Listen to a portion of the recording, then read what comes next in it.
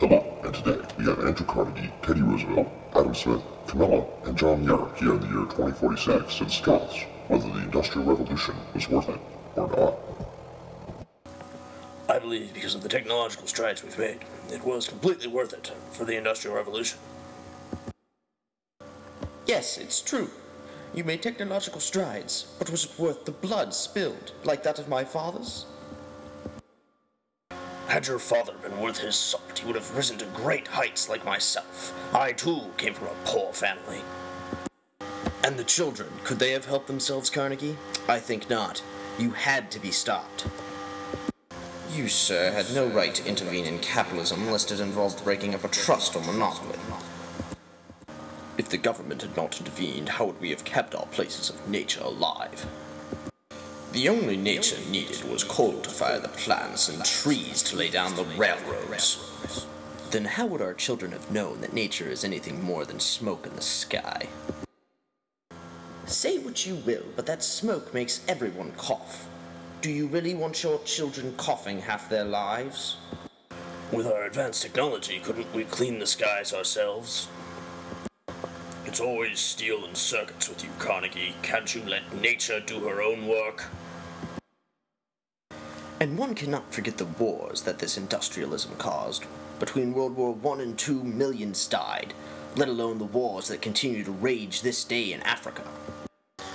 Had your type not intervened, I dare say this might have gone differently. And leave thousands to die, not just in your own country, but in foreign lands as well. We gave back billions to our communities and improved them far beyond what they originally were. Ha! Like those numbers are anywhere near what you originally stole from the people. How did we go from a God-fearing race to one that tears down nature and uses God's face as a facade for violence evermore? It started with the spinning jenny and the cotton gin, showing people they could make money, more money than they could ever use. And then came the rise of steamboats and railroads that further increased the trade. At least we didn't invent the unions. All they did was slow down production and inspire socialism into our country. And along with socialism and communism came wars of death and destruction. Bear in mind, sharing the wealth did no good for anyone. That's where my bunch, the progressives, come in. We didn't go to communism or socialism.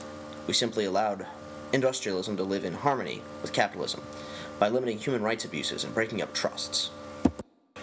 You may have done good for capitalism, but what about Taft and Wilson? They didn't do anything progressive. At least they didn't go laissez-faire again. That would have been yet another disaster for our country and our ecosystems, too. And that's our time for today. Thank you, everybody, and if you would please head back to your cryo base, we'll put you right back to sleep.